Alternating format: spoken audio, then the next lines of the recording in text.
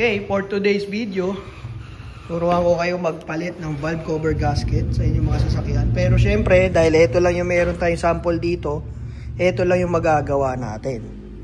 So, itong 4K engine at itong pang Suzuki Alto. Yan. So, ito naman, ang basic lang naman dyan na kailangan yung tandaan. Ito yung valve cover. Yung gasket niya nasa pagitan ng cylinder head at saka ng valve cover. So dito mas madali tignan. Ayan, parang kumbaga sa sandwich, tinapay, palaman, tinapay. So ang pinakapalaman nyo yung goma na valve cover gasket. Yan. So ito kasi bakal, goma, bakal. So itong goma yung nagkukos ng leak dyan. Minsan malutong na, minsan may crack na, minsan putol na, minsan naman matigas na. So hindi na siya nagse-serve as pamigil sa langis. Para na lang siyang plastic sa tigas. So nakakatakas na yung langis. Okay? So ang gagawin niyo diyan, tignan niyo lang ilang tornilyo yung nakapalibot sa valve cover. Yun yung naghahawak sa kanya para dumikit lang diyan sa cylinder head. Tapos tignan niyo yung mga nakaharang na mga wire at mga hose kung meron man. So una, pwede nyo tanggalin yung mga nakaharang, no? Ganyanin nyo lang. Depende sa inyong makina, sample lang naman ito para lang may guide kayo. Yan. Yung iba dyan, tinanggal ko na yung clamp para mas mabilis ang video natin. Ito naman, maluwag na. Yan, breather hose. Papuntang air filter. Yan. Tapos, tanggalin natin to. Yan. Yung iba G's, yung iba 12, ito naman 13. So 13 ang gamit na liabe dito. So maganda matutunan nyo yung mga basic na yan kasi pwede nyo nang gawin yan sa bahay. Yung iba naman, yung mga modern engines, may nakaharang na mga ignition coil. So ang gagawin nyo lang naman doon, parang ganito lang din naman yan. Kaibahan lang, no, may socket. Minsan may bolt na isa. Hilahin nyo lang, ganyan lang. Isa. Dalawa, di ba? Kung may tornilyong isa, tanggalin nyo. Ang tip ko lang po sa inyo, kapag po kayo ay gagawa ng ganyan, picturean nyo kung ano yung mga nakaharang para pag ibabalik nyo na, makikita nyo rin. Okay? So ayan, natanggal na natin. Tanggalin na natin to. Tanggalin na natin to. Okay? So, iaangat nyo na siya. Yun na yun. So yung iba naglalagay ng silicone o yung gasket maker na sinasabi. Iba naman ay hindi na. Pwede nyo hindi tanggalin to kung mahaba naman yung wire, no? Angat nyo lang. Actually, ano yan eh? Throttle cable yan, yung gas cable. Throttle cable. So, ayan yung silicone nya. Ngayon ko lang nabaklas to Lilinisin ko na rin to, tapos pipintura ko na rin.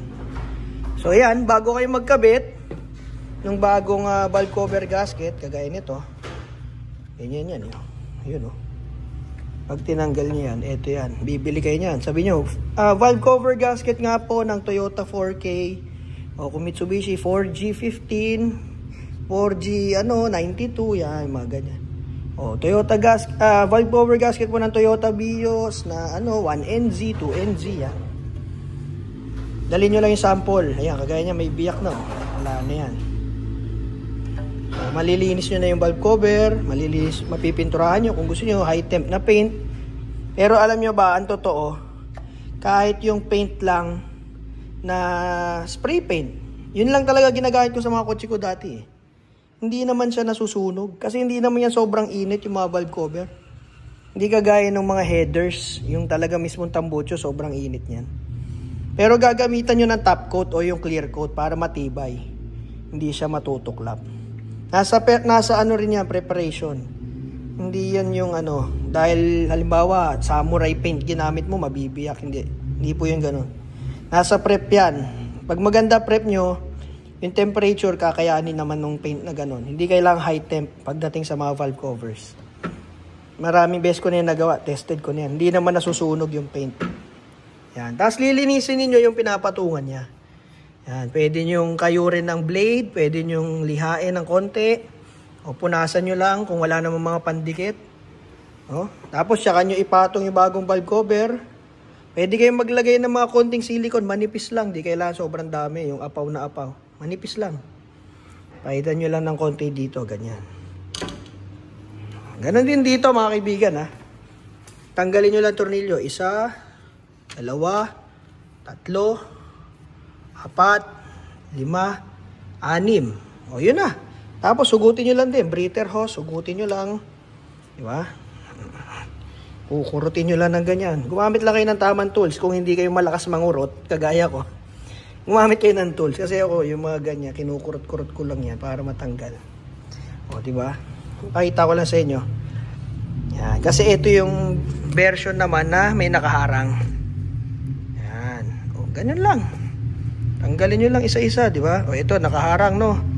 Hugutin mo lang yan. Huwag kang matakot. Basta may picture ka niyan, walang masamang mangyayari. Doon mo lang din sa ibabalik. O, ayan na. Malinis na, diba? O, ano pa nakaharang? PCB valve. Hugutin mo lang ng ganun. Ingat lang kayo pag may mga wire. Kailangan wag yung biglang-bigla ng ganun. Okay. Gently lang. Pindutin nyo lang siya gently. O ayan, ready na to. Ito na lang, tutulak mo na lang yan patras. Ayan, wala na. O, diba? Kahit may nakaharang, kahit wala masyadong nakaharang, okay lang. Ganun lang din yung procedure. Tapos pagbabalik, o edi madali lang din, diba? Kung ano lang yung mga hinugot mo, balik mo lang siya. Yung mga high tension wires, huwag yung pagbabalik-balik na rin ha. Kasi may firing order yan. Hindi pwede magkapalit itong 1, lalagay mo sa 2, or yung 3, lalagay mo sa 1. Kaya picturean nyo, mas mahalaga may picture. So ayan, namimiss ko na yung mga ganitong video ha. Gagawa pa tayo ng madami, sige. May mga nagre-request din ng mga tutorial ng pagkakalikot eh. Gusto kasi nila makatipid, sa bahay na lang sila gagawa. So, ito nga pala, tinan nyo to, nagkamali ng kabit, no? Ito dapat, nandito. Kasi ito yung holder ng high tension wire. Yan. So, ayan, babalik nyo lang ulit yung breather. Diba?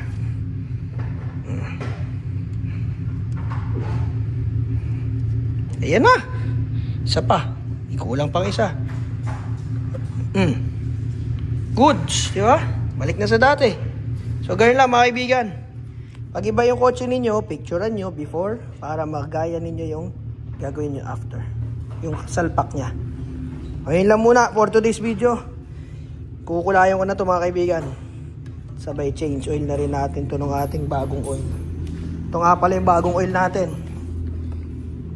Easy Works Lubricants 5W40. Goods yan.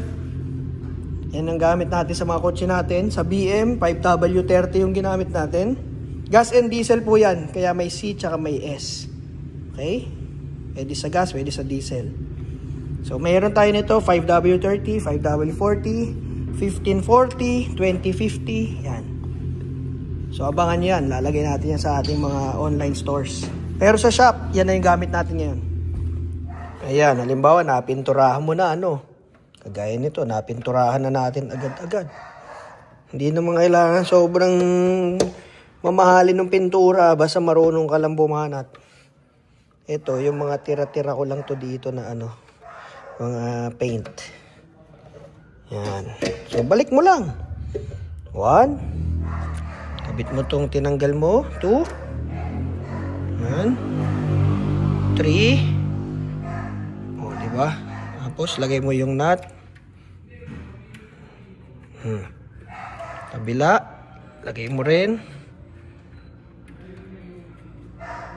Kabit mo lang din to. Ayan, nakakulay na yung clip. O, ang paghigpit, tamang higpit lang. Hindi kailangan sobrang higpit.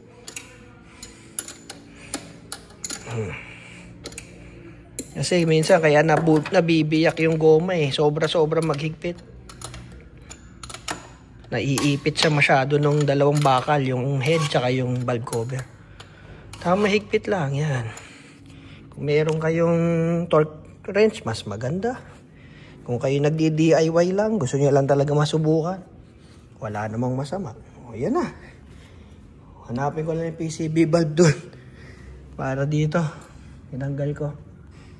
O, ganyan lang kasimple mga kaibigan. Nakulayan mo na, napalta mo na ng gasket, wala na magli-leak. Natuto ka pa.